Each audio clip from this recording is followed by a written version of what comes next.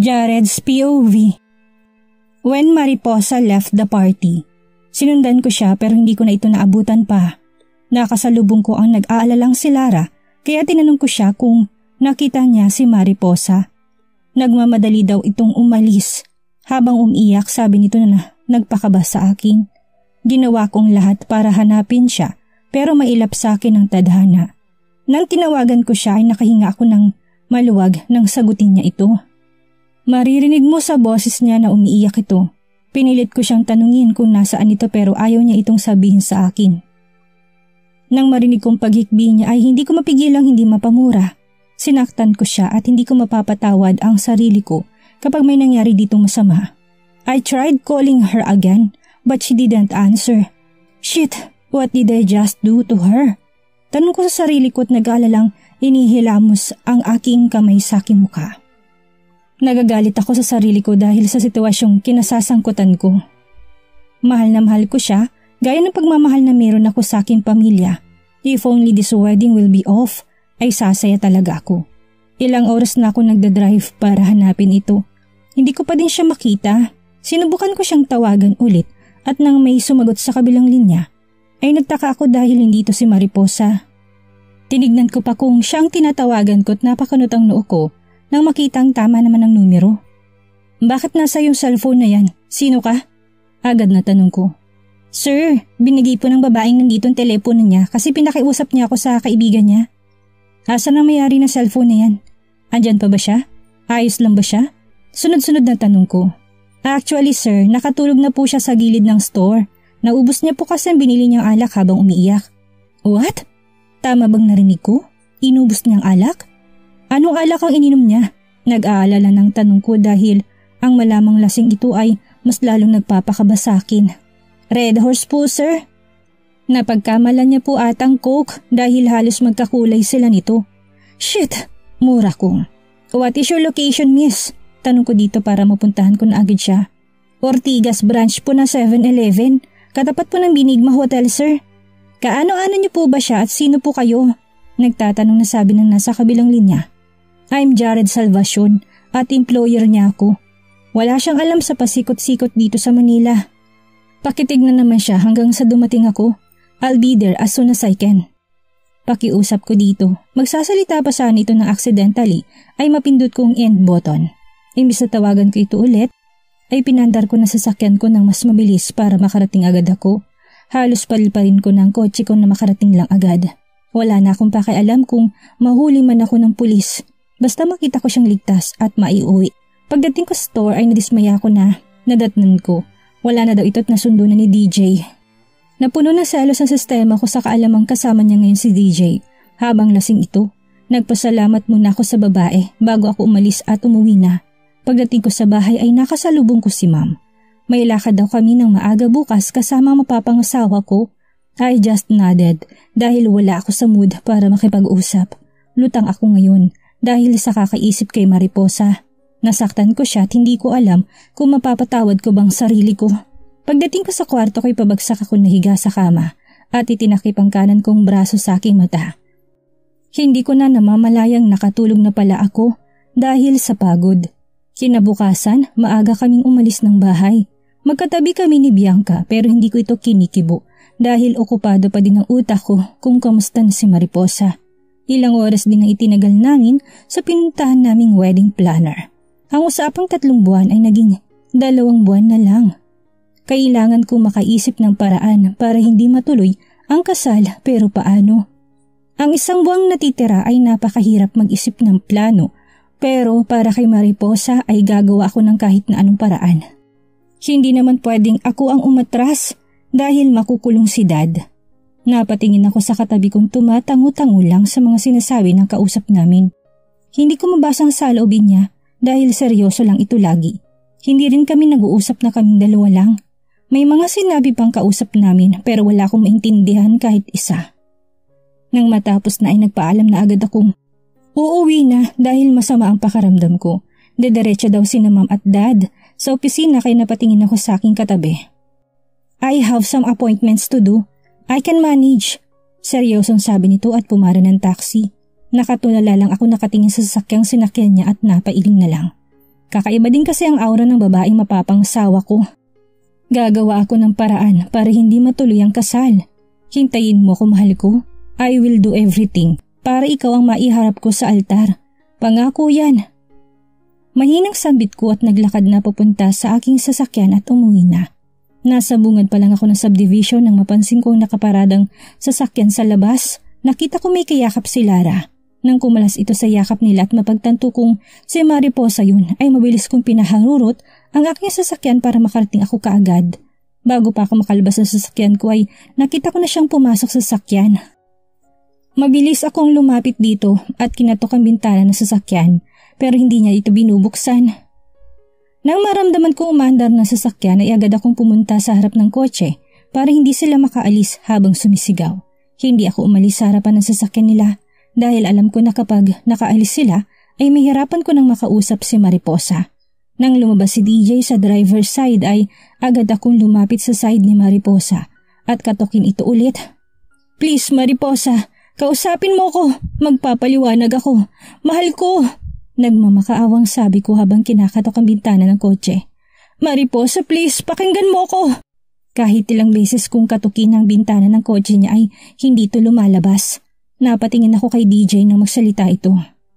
Pare, hayaan mo na siya. Nakikita mo naman sigurong ayaw kanyang kausapin.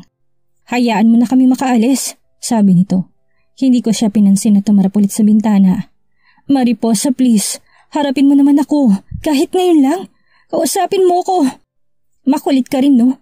Sasaktan mo siya tapos magpapaliwanag ka? Gago ka rin pala eh. Nakasmirk na sabi ni DJ sa akin habang nakatayo ito sa driver's side. Wala kang alam kaya huwag kang mangingialam. Madiin at seryosong sabi ko dito na ikinatawan niya ng mahina kaya sinamaan ko siya ng tingin. Hindi ko kailangang malaman ang dahilan pare. Ayaw natin siyang nakikitang nasasaktan at umiiyak pero ikaw ang dahilan ng paghihirap niya. Hayaan mo na siya dahil mas pinapahirapan mo lang siya sa ginagawa mo, sabi nito.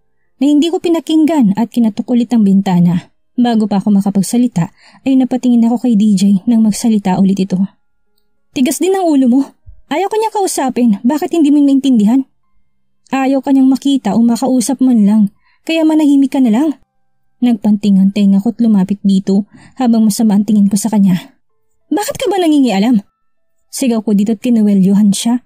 Kalma lamang itong nakatingin sa akin habang nakangisi. Inalis nitong kamay kong nakahawak sa kwelyo nito pero hindi ko ito binitawan.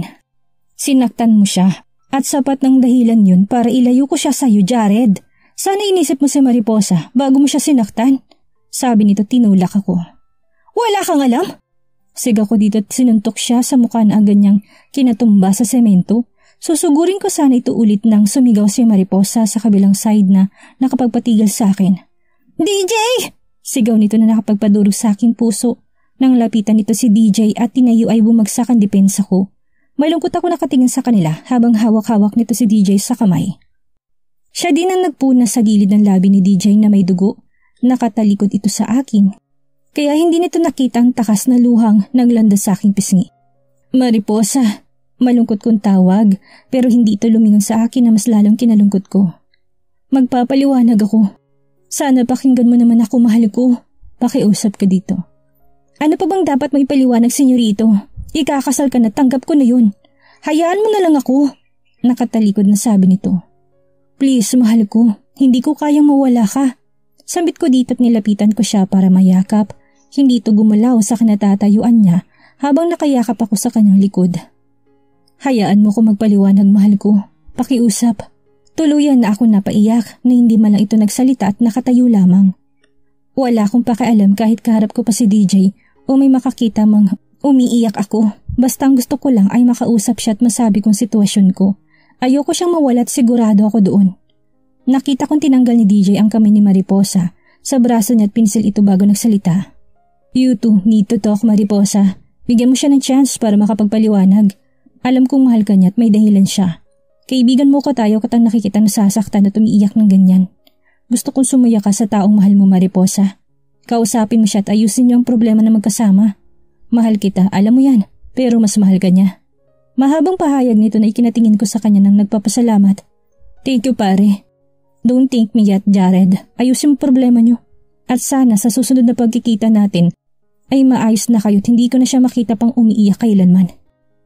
Sabi nito't bumaling kay Mariposa. At ikaw naman, stop crying. Pakinggan mo siya, Mariposa. Mahal mo siya at mahal ka niya. Ayusin niyo yan at mag-usap kayo. Aalis na ako. Hinaplos nitong pisngi ni Mariposa bago binitawan ang kamay niya at tumalikod na sa amin. Nang makaalis na si DJ ay pinilit ko itong iharap sa akin. Nang tuluyan ko siyang maiharap ay naawa ako sa itsura niya. Namamagang mga mata niya. Palatandaang wala itong ginawa kundi ang umiyak na lang ng umiyak. Hinaplos ko mukha niya, tinalikan ang talukap ng mata niya bago nagsalita. Everything will be back to where it was, mahal ko. Mahal na mahal kita. Buong pagmamahal kong sabi dito't niyakap siya ng mahigpit. Mariposa's POV. Nang yakapin niya ako, hindi ako nakagalaw sa aking kinatatayuan. Hindi ako bumitaw sa pagkakahawa ko kay DJ at humihingi ng tulong habang tuloy-tuloy na umagos ang luha sa aking mga mata. Nagulat na lang ako na bigla nitong hawakan ng aking kamay at pinisil ito. Hindi ako makapaniwala sa sinasabi niya kaya mas lalo akong napaiyak. Nagtapat siya sa akin noon na mahal niya ako.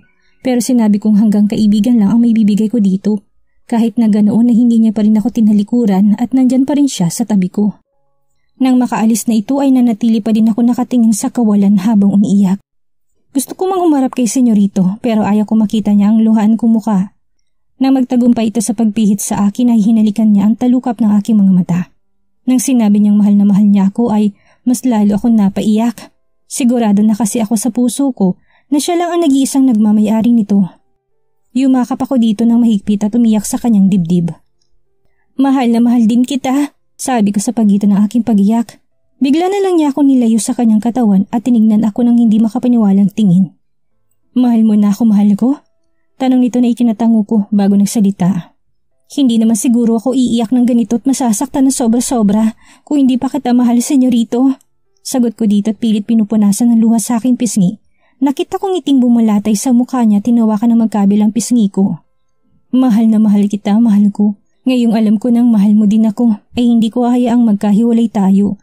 Aayusin ko ito, mahal ko. Magtiwala ka lang sa akin. Buong pagmamahal na sabi nito sa akin at tinalikan ako sa aking mga labi na nakapagpamulagat sa singkit ko mga mata. Nang maghiwalay ang labi namin ay magsasalita pa sana ako. Kaso bigla na lang niyang hinawakan ang aking mga kamay at iginiya sa kanyang sasakyan. Iniwan niya ako sandali doon dahil ipinasok niya sa kanyang sasakyan ang mga gamit ko na binaba ni Lara mula sa sasakyan ni DJ. Nang makapasok na ito sa sasakyan niya ay hinawakan itong kamay ko at nakangiting hinalikan bago niya pinaandar ang sasakyan at umalis. Wala pa din akong imik habang nasa biyahe kami papunta sa kung saan. Nang huminto kami sa isang mataas na gusali ay napatingin ako sa kanya na nagtatanong. Dito ka na muna pansamantala habang inaayos kong gusot sa pamilya ko. Pagdating natin sa loob mag-uusap tayo, mahal ko. Paliwanag niya na ikinatango ko. Hinalikan niyo muna ako sa aking noo bago siya bumaba at umikot sa aking gilid. Pinagbuksan niya ako ng pinto. Nang makalabas na ako ay agad niyang kinuha ang mga gamit ko at binigay sa guard na nasa bungad ng gusali. Sa kanya ako binalikan at hinawakan ng aking kamay. Hawak kami naglalakad hanggang sa makarating kami sa kanyang kondo. Pagbukas nito ng pinto ay namangha ako sa loob. Napakagar at napakaluwang. Nang pinaupo niya ako sa sofa ay napaikot ang aking mga mata sa loob dahil napakaganda nito. Maluwang din yung kay DJ pero mas maluwang pa ng triple ang kay senyorito. Hindi ko tuloy napigil ang mapabulalas dahil sa pagkamangha. Napakaganda naman dito. Bulalas ko habang nililibot pa rin ang aking paningin sa kabuuan ng kondo. May sarili nitong sala, kusina at may 2 pinto sa kanang bahagi. Nang tumingin ako kay senyorito ay nakangiti na ito sa akin. Dito ka na muna, mahal ko, habang inaayos ko pa ang gusot na meron ako. Sabi nitong kinalungkot ko't napayo ko. Ikakasal ka na, paano naman ako, senyorito? Ayoko maging dahilan ng pagkasira ng buhay mo. Hindi ikaw ang sisira ng buhay ko, mahal ko, dahil ikaw ang rason kung bakit ako sumasaya at nagkakaroon ng patutunguhan ng buhay ko. Tinaas nitong mukha ko para magpantay ang aming mga mukha bago ulit ito nagsalita. Huwag mong iisipin yan habang nandito ako sa tabi mo. Walang kasal na magaganap kung hindi ikaw ang magiging bride ko. Tandaan mo yan. Napangiti ako. Talaga? Paano yung maganda't napaka-sexing babaeng sabi ni Senyorito Wancho ay mapapangasawa mo? Niwala nga ako sa kalingkingan niya. Nakanguso ng sabi ko sa kanya dahil sa totoo lang ay nakakainggit ang kagandahan niya. Mas maganda at mas sexy ka sa kanya, mahal ko. Walang tatalo sa kagandahan mo kaya huwag kang mag-iinggit. sa kung sino man dahil sa paningin ko ikaw lang. Nakangiting sabi nito at mabilisan akong hinalikan sa labi. Aba, senyorito, kanina ko pa napapansin ang paghalik mo ng paghalik sa akin. Nakakarami ka na. Bulalas ko't tinakpan ng aking mga labi. Huwag ka kasing umuuso para hindi kita mahalikan, mahal ko. Nakangiting sabi nito at inipit pa sa aking tenga ang ilang ibla ng aking buhok na tumatakip sa aking mukha. Hindi naman ako ngumuuso kanina Kunot noong tanong ko dito na ikinatawa niya. Masaya ako kanina kaya hindi ko napigilan. Bakit? Ayaw mo bang hinahalikan kita? Taas kilay niyang tanong sa akin na ikinailing-iling ko kaagad. Ha? Wala naman ako sinasabing ayaw ko. Tinatanong ko lang naman Depensa ko na mas lalo nakapagpatawa dito. Napatingin ako dito na bigla na lang itong sumeryoso at tinawakan ng dalawa kong kamay. Makinig kang mabuti sa sasabihin ko, mahal ko. Bili nito sa akin bago huminga ng malalim at tinignan ako. May nagawang mali si Dad noon at nakapirma siya sa isang dokumentong pinagkasunduan nila.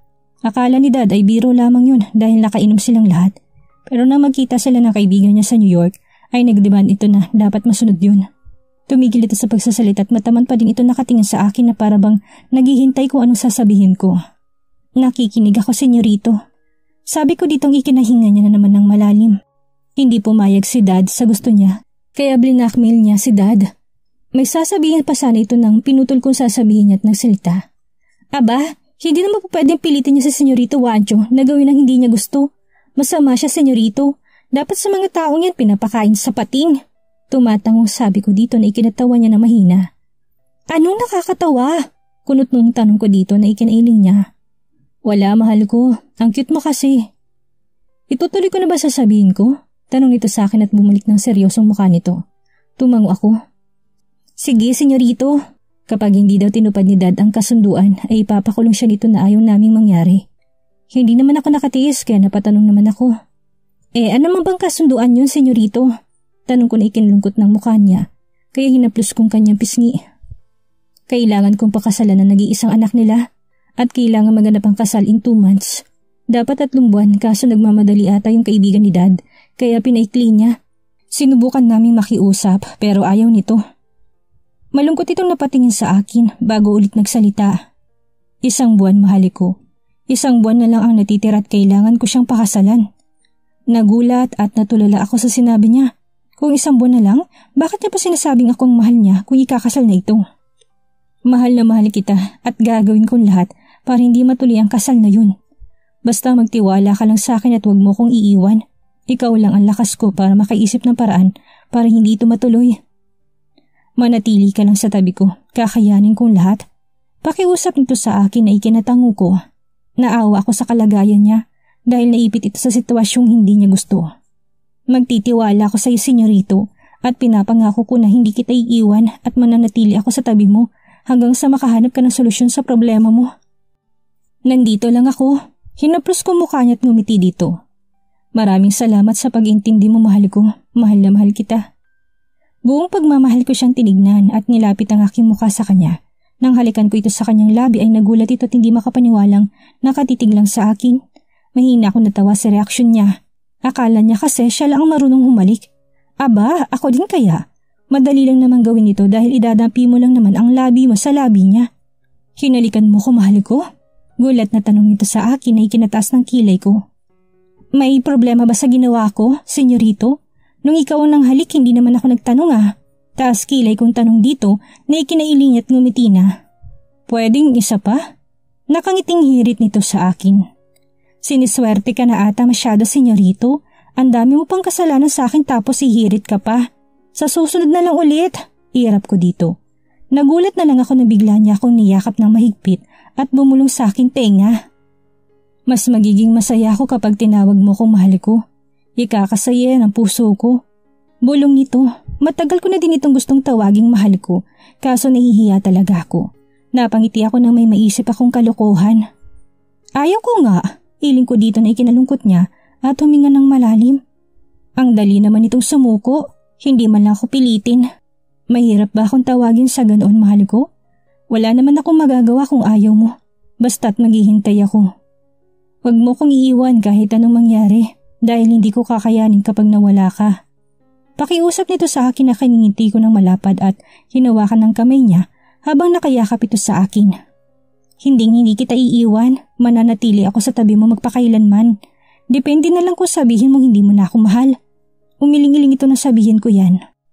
Hindi yan mangyayari hanggat nabubuhay ako. Ikaw lang ang mamahalin ko. Tandaan mo yan. Napangiti ako na marinig kong sinabi niya. Ganon din ako kaya hindi na ako papayag na magkahiwalay pa kami. Mananatili ako sa buhay niya hanggat nabubuhay din ako.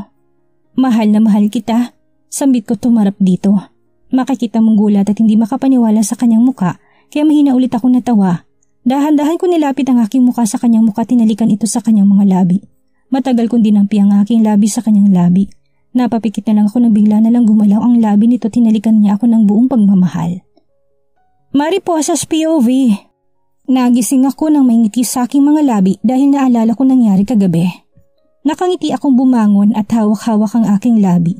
Hindi pa din kasi ako makapaniwalang na ang halik na ginawad sa akin ng mahal ko ay napakatamis at ang saya sa pakiramdam.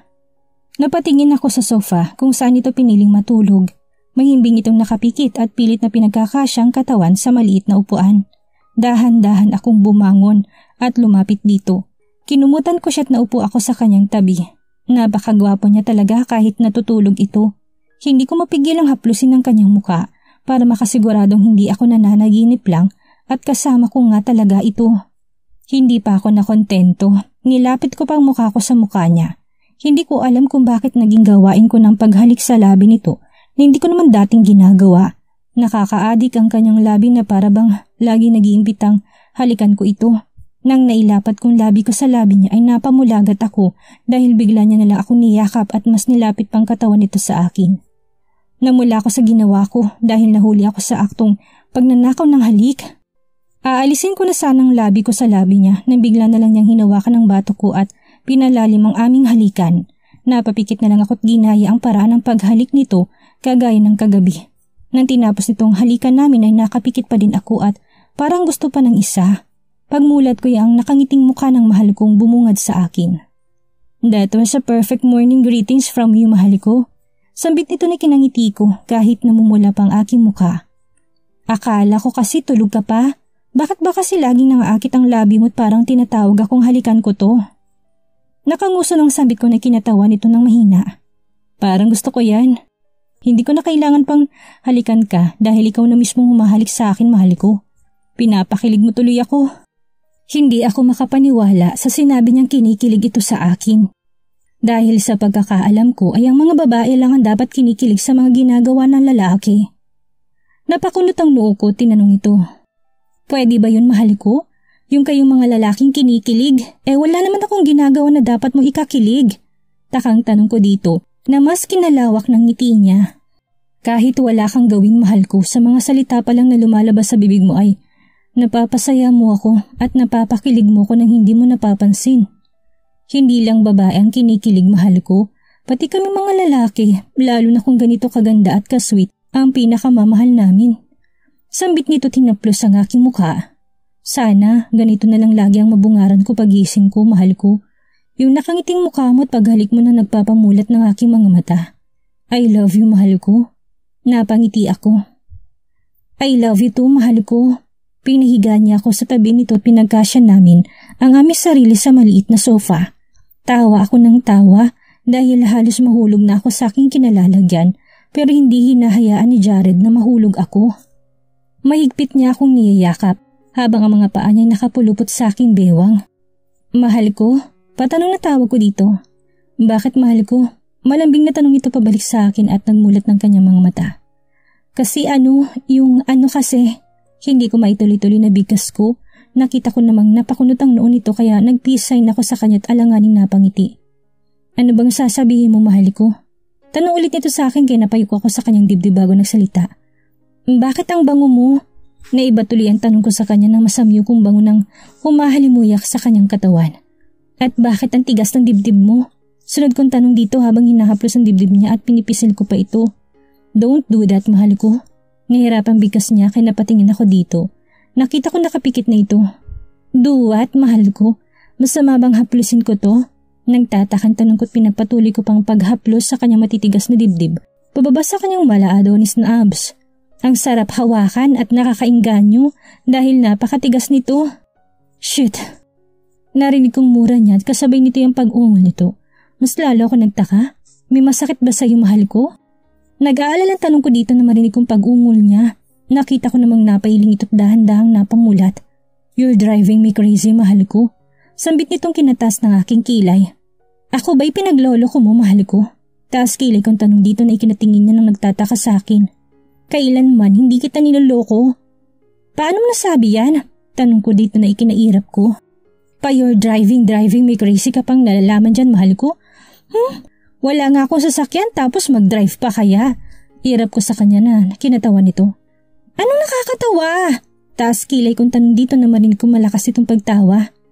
Wala, mahal ko. Ang ibig ko sabihin, mahal na mahal kita na sobra. Tumigil na ito sa pagtawa at niyakap ako ng mas mahigpit. Ginagago mo ba ako, Jared? Kunot nung tanong ko dito na ikinailing niya habang nakayakap pa rin ito sa akin. Hindi mo lang naintindihan ang ibig ko sabihin sa sinabi ko, mahal ko. Hindi naman kasi porket may driving na nagmamaneho agad.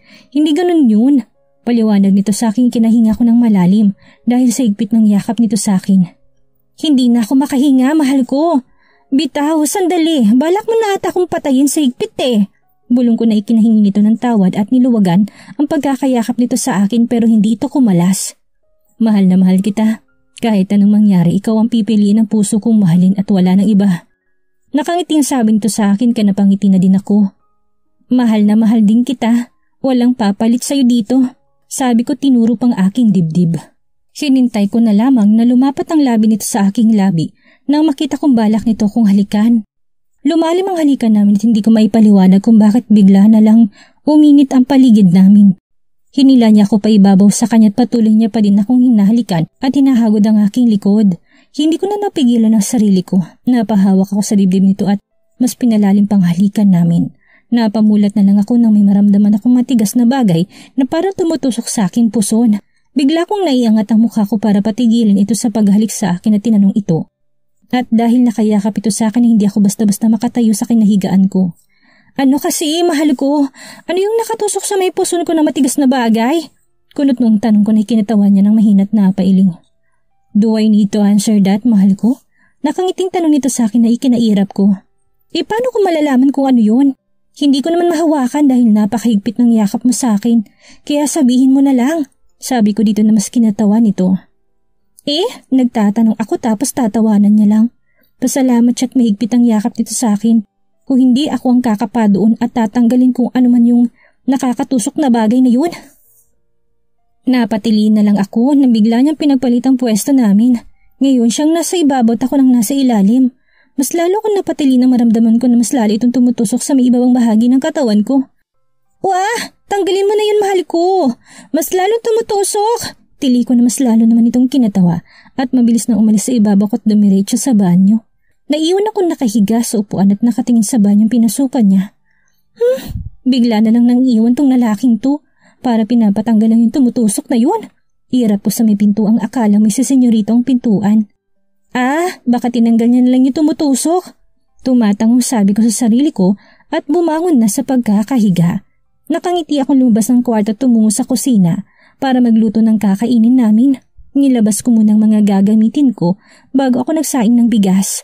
Nasa lababo na ako tinuhugasan ng isdang iluluto ko nang bigla na lang may yumakap sa akin mula sa aking likod. Napangiti ako nang halikan niya ako sa aking pisngi. Sana ganito na lang tayo palagi, mahal ko. Ang sarap sigurong gumising na ikaw ang mabubungaran ng aking mga mata. Lambing nito sa akin mula sa pagkakayakap niya sa aking likuran. Alalahanin mo, mahal ko, may kasal ka pang dapat pigilan bago mangyari ang sinasabi mo.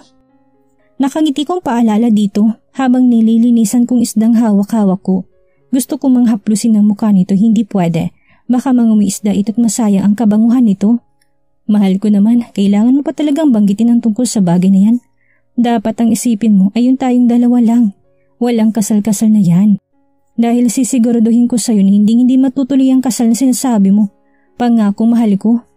Nangangakong sambit nito sa akin at masinigpitan pang pagkayakap nito sa akin. Oo na po, mahal ko.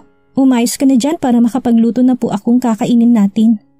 Pagtataboy ko dito, pero hindi man lang ito gumalaw, nanatili itong nakayakap sa aking likod, kaya wala akong nagawa kung hindi ang magluto't kumilos na nandyan lang siya sa aking likuran. Mahirap kumilos na nandyan siya, pero mas mahirap ang mawala ito sa aking tabi. Kaya habang nandirito pa siya ay lulubos-lubusin ko ng paglalambing ito dahil hindi sa lahat ng oras ay dapat magkasama kami. May mga bagay itong dapat asikasuhin na dapat siya lang ang gumawa. Kahit gusto ko siyang tulungan ay wala rin lang naman ako maitutulong. Napangiti na lang ako bago nagsalita. Mahal na mahal kita, mahal ko. Lagi mong iisipin na hindi kita iiwan. Nandito lang ako kahit na anong mangyari. Pagkatapos kong sabihin niya ay pinagpatuloy ko ng pagluluto ko na may ngiti sa aking mga labi. Sino ba naman ang hindi magiging masaya kung kasama mo't nakayakap sa'yo ang taong pinakamamahal mo at taong nagpapatibok sa iyong puso?